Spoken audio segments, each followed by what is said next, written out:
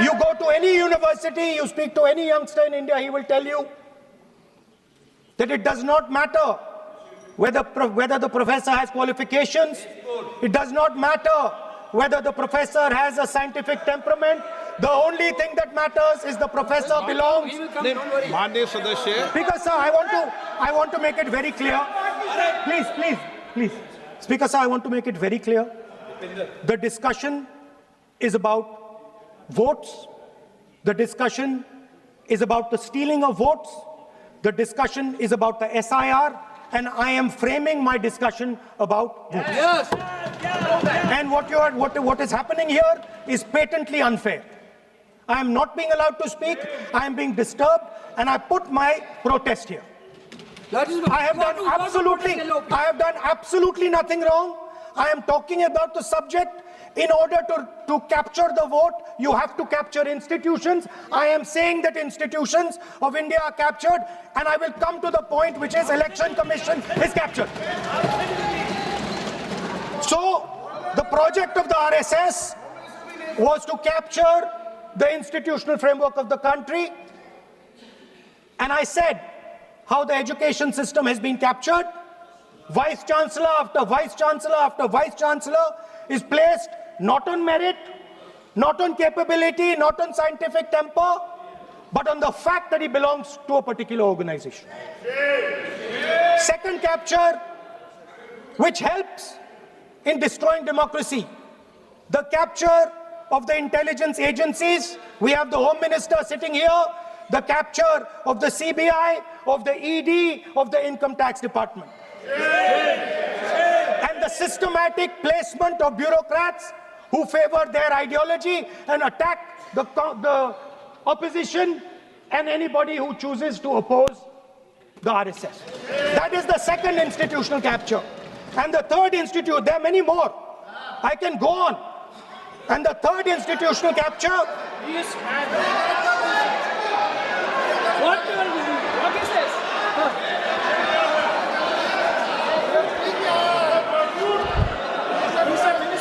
मानिए प्लीज मानिए.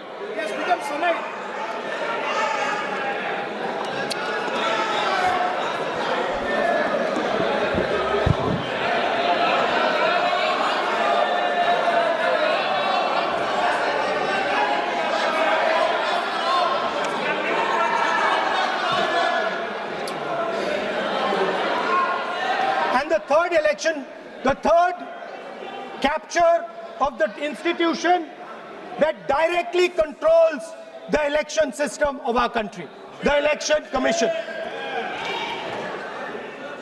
Now, I'm not saying this without proof.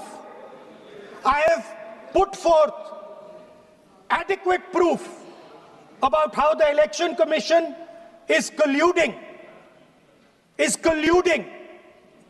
with those in power to shape the elections.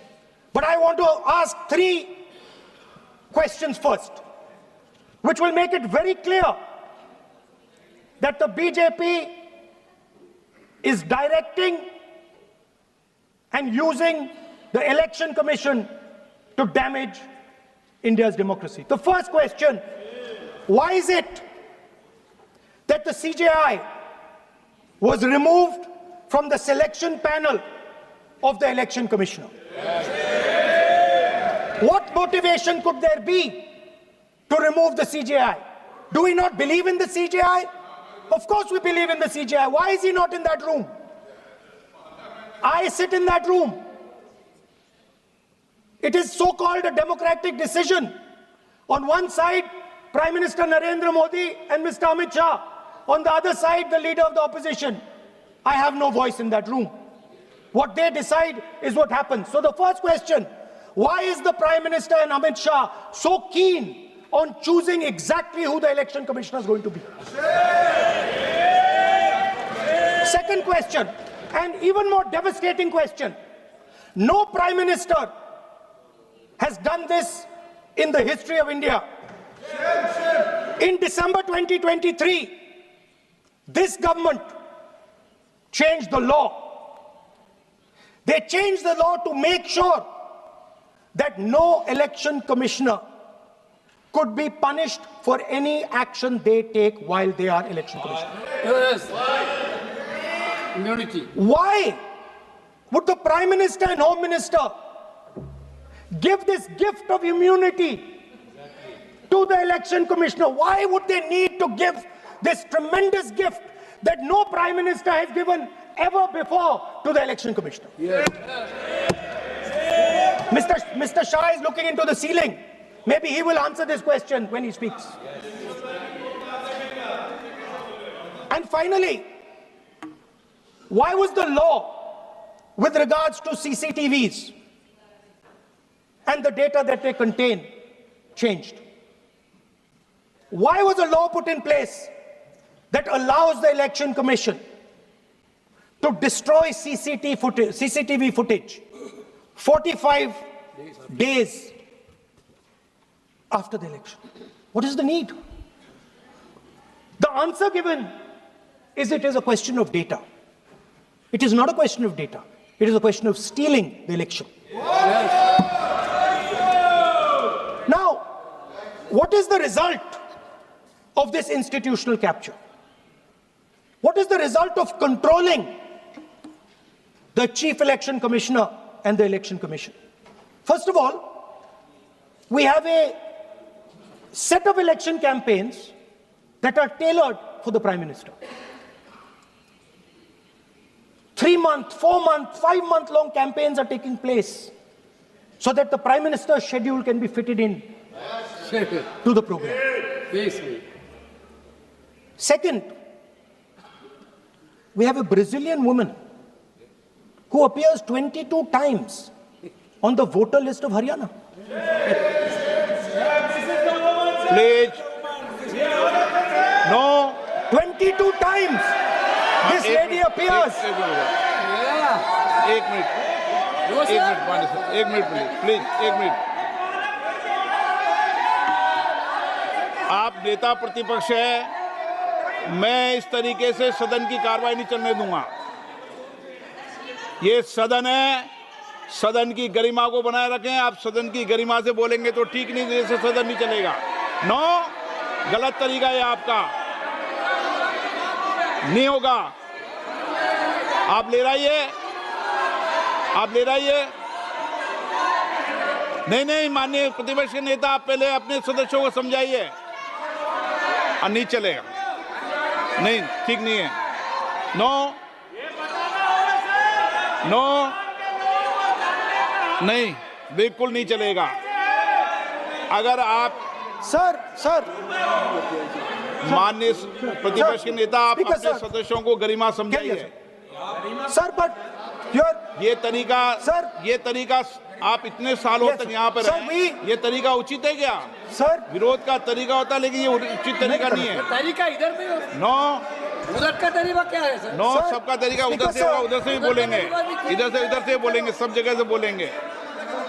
Speaker sir, I don't agree with the showing of photographs here, but it is a reflection of our democratic structure.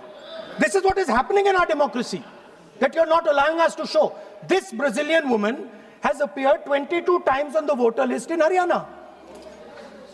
And not only that, there is one woman whose name has appeared 200 times, more than 200 times in one booth in Haryana.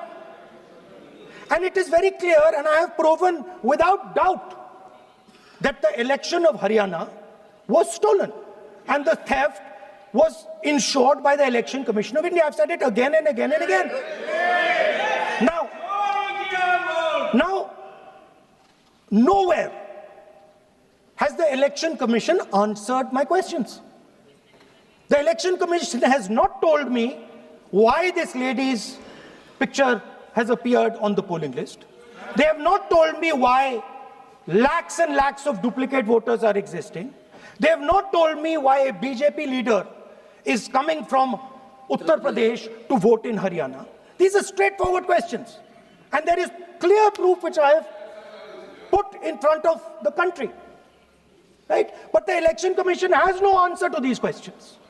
And that is the result of the complete capture of the Election Commission by the people across the aisle. By the way, you're talking about SIR in Bihar. Let me say something about SIR in Bihar. Why is it that after the SIR in Bihar, 1.2 lakh duplicate photos are existing in Bihar, in the voting list? If you've cleaned up the voting list, why are there 1.2 lakh duplicates in Bihar? And we've not just proven this about Haryana. We have proven this in Karnataka, we have proven this in Maharashtra, and I'm absolutely certain this is how you're winning elections in Madhya Pradesh, in Uttar Pradesh, in Bihar, across the country. Now, so what I'm putting on the table is, it is very clear that you've captured the institution. I've shown the mechanism of that capture. I'm also showing you how the Election Commission is doing things that are completely out of line. I'm not getting any answers. Right? So now let us come to how, when we are talking about electoral reform. Electoral reform is very simple. The point is, nobody wants to do it. The government doesn't want to do it. What does electoral reform require? What we've been saying. Number one, give machine-readable voter lists to all political parties 1 month before the election. That's the first step. The second step is take back the law that allows the destruction of CCTVs, CCTV footage. Very simple, not difficult. While you're doing that, also tell us what is the architecture of the EVM. Give us access to the EVM. Let our experts go and see what is inside the EVM. Till today, we have not had access to the EVM. We are not shown the architecture of the EVM. We're not physically allowed to go and see an EVM. Give us the architecture. Give us access to the EVM. And finally, please change the law that allows the election commissioner to get away with whatever he wants to do. That's all the electoral reforms you need. And I want to assure the election commissioner that they might be under the impression that this law lets them get away with it. Let me remind them, don't worry, we are going to change the law, and we are going to change it retroactively, and we are going to come and find you. Right? So this is the situation that the country is faced with. You know, everybody says to us, India is the biggest democracy. Actually, I was thinking today, we're not just the biggest democracy, we're the greatest democracy. And I'm not saying it just like that. I'm saying it, America calls itself the oldest democracy. But the democracy that weaves together the largest number of people, the largest diversity of people, the largest number of languages, the largest number of states is this. And so our most powerful asset, the thing that stitches together the entire concept of modern India, stitches together the fabric of modern India, brings people together, allows them to build this great nation, is being attacked by these people. They're destroying it. You know they're destroying it. I know they're destroying it, and they know they're destroying it. And I'd like to conclude by saying that the biggest anti-national act you can do is vote Chori. There is no bigger anti-national act that you can do than vote Chori. Because when you destroy the vote, you destroy the fabric of this country. You destroy modern India, you destroy the idea of India. So I'd like to conclude by saying vote Chori is an anti-national act, and those across the aisle are doing an anti-national act. Thank you.